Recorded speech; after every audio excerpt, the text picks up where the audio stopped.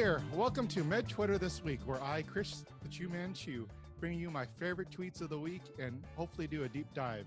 So to do that, I'm going to show you my first tweet, my first pick. So here we have from Dr Rodman. This was 5 days ago. Today is the 29th, and recording on the 29th, and this is from the 24th. It says, question for the Bayesian curious, inspired by J.L. Barry, MD, with made-up simplified numbers. A diagnostic test has a positive likelihood ratio of 5, a positive 30% post-test probability. A second different test has a positive likelihood ratio of 5 as well. If both are positive, how much does the post-test probability change? And of course, you can see here, I clicked likelihood ratios don't work that way. So, I couldn't figure out a better way to discuss this than to bring on Dr Rodman. Hey, Adam, how are you doing? Hi, Chris. I am so excited to be here. I'm great. Actually, this is really messed up of me, but while we were talking, I got a text that I'm getting called in tomorrow as backup for COVID-19 patients, which I shouldn't be excited about, but that means I have to shave. Oh, I was wondering about that. I've been off. This is ACP season. I was supposed to be speaking. I was hanging out with you guys in Los Angeles and speaking, so I had like 2 weeks off, and I'm very hirsute, so the beard grew in quick from my COVID times, but now it's got to go again. All right, so first I want to say, was I right with my answer? Yes, you were right with your answer. Okay. Most people were right, which was nice. All right. So, I think there are two ways of thinking of how you would answer this. One is you would think, oh, does it make just sense to like add each post-test probability together? Or the other way is, I think Charlie Gilhan in the thread, he showed the nomogram and helped conceptualize it that way, where he did the first likelihood ratio, which I think showed your post-test probability, and then used your post-test probability as your pre-test probability for the second time you run it, and gets you an even better post-test probability. But I think that's one way of thinking about it, but it doesn't seem right to me. Do you want to explain that a little bit? Yeah. Do you want me to talk a little about likelihood ratios are? Yes, I'd love that. Yeah. So, well, we can even talk about why I said Bayesian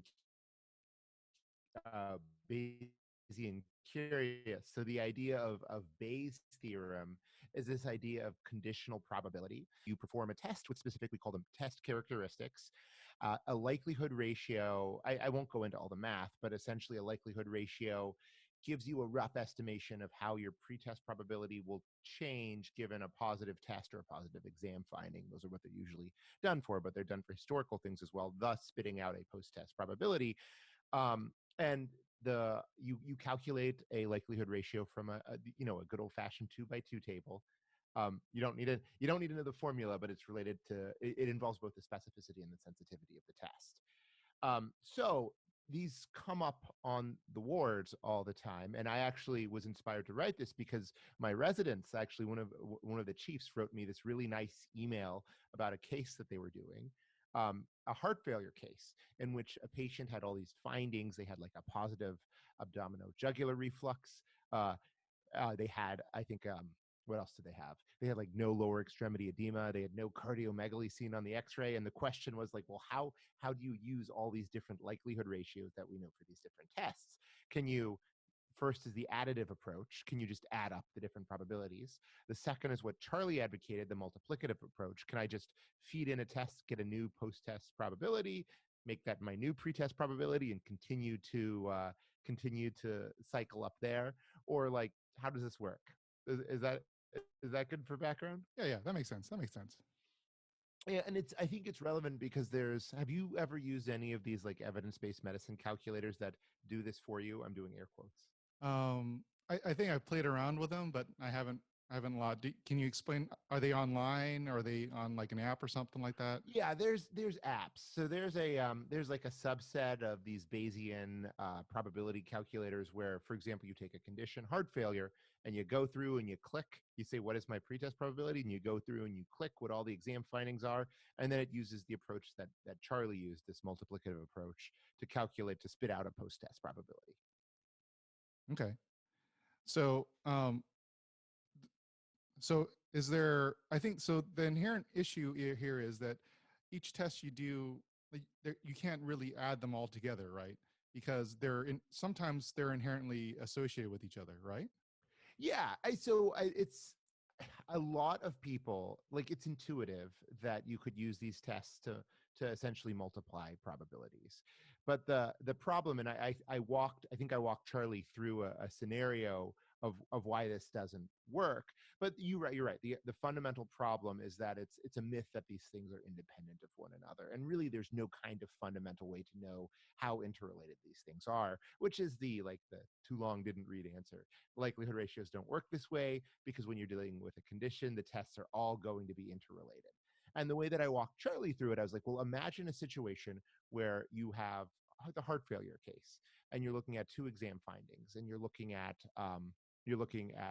a positive abdomino-jugular reflex and then a elevated jugular venous pulsation, or the JVP. And think about what that data would look like. And you'd have a 2 by 2 table of patients with heart failure, without heart failure, elevated JVP, without elevated JVP, and you did the same thing for the AJR. And you'd run through all of those numbers, and you'd get a likelihood ratio of, let's say, 5. So correlating to roughly a 30%, 30% post-test probability increase. And then imagine, though, that you put all of those patients together and ran the same study, except now your 2 by 2 table has both positive AJR and positive JPP instead of just one or the other. And imagine that you ran all those numbers through. And I think this is a very obvious example because they both indirectly measure the central venous pressure. So you would imagine that the numbers would be very similar, right? If you combine them together, your likelihood ratio is probably still going to be about 5. Your sensitivity and specificity probably aren't going to change much. And the number, as it turns out, if you combine the two of those tests, it probably doesn't take, it's probably no better than any of those individual tests alone. And this is the problem with using these.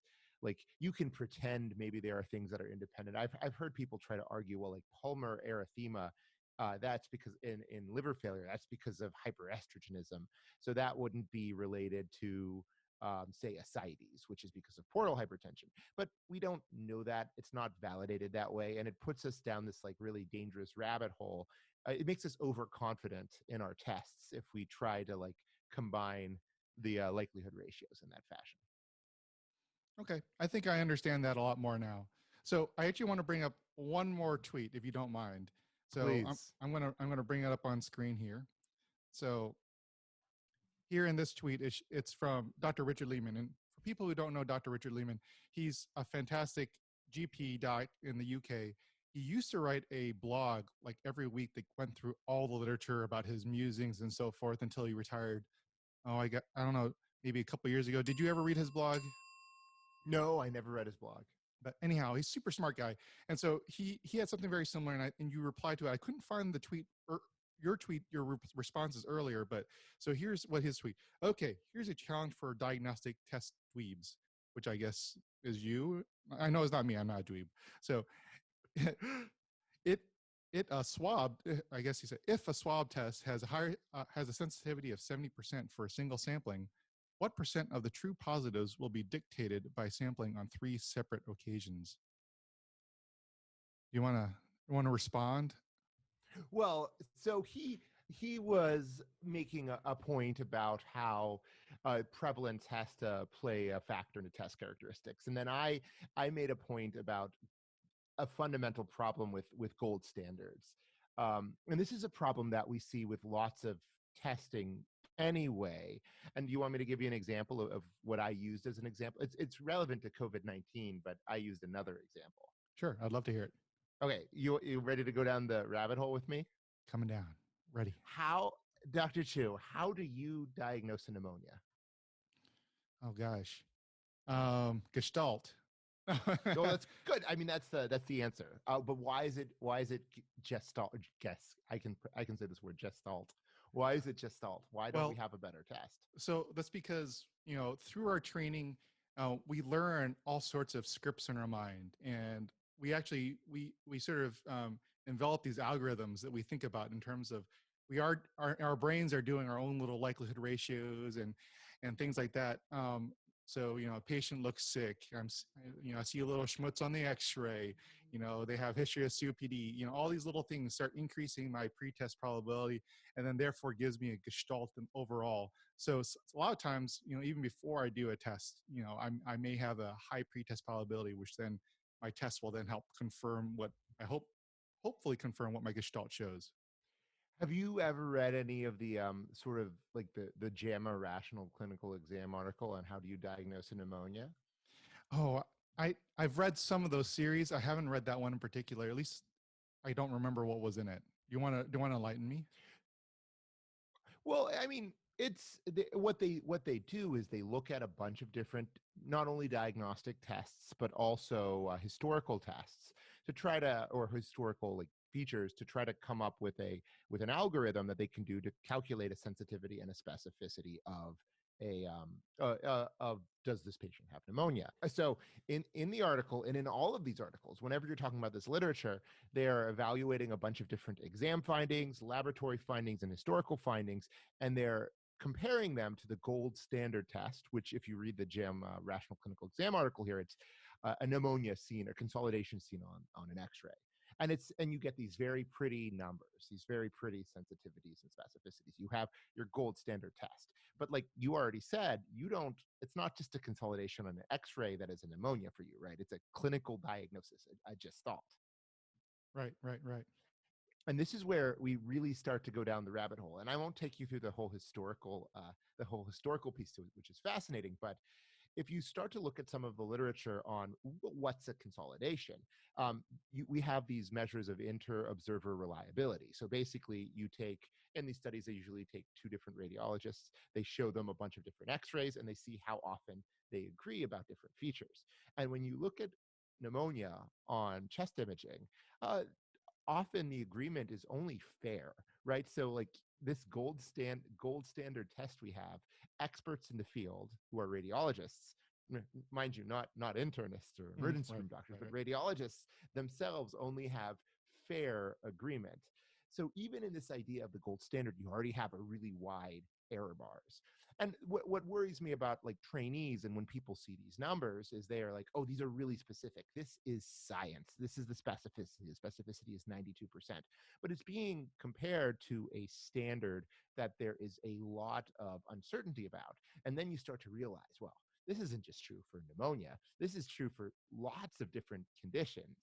There's just our idea of a gold standard is it's a myth. I mean, in some situations, gold standards are better than others. So, in a lot of cancers, that's why we get pathology. A gold standard is better. But even in, say, DCIS, there's some interesting data suggesting still only fair for pathologists agreeing with the diagnosis. So, this is kind of like I'm a reformed Bayesian, right? I love talking about test characteristics, but every time that I do, I understand that like really it's most useful to compare tests against one another, get a sense of what test is best to order. But just I mean, and there's a deep philosophical level about nosology and what constitutes a diagnosis. But like with that's another Adam rant that would take forever. But like when you look at these numbers, you just have to understand they look precise, they look scientific. There's not. There's a lot of uncertainty, and some things are more uncertain than others. But we should be humble about it, and it all ties back to the point that Dr. Lehman was making with these tests and COVID-19 as well, right?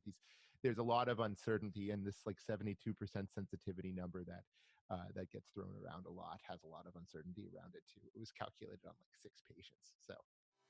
Well, I think we need to wrap up. I appreciate you helping me dial down on these two tweets that I found interesting this week. I just want to thank our viewers, or my viewers. I don't know how many viewers we're going to have on this, but hopefully we'll have more. And I have lots of friends who I think will be willing to do this with me. So, Adam, thank you again for spending time with me. Anytime. All right. Bye. Cool.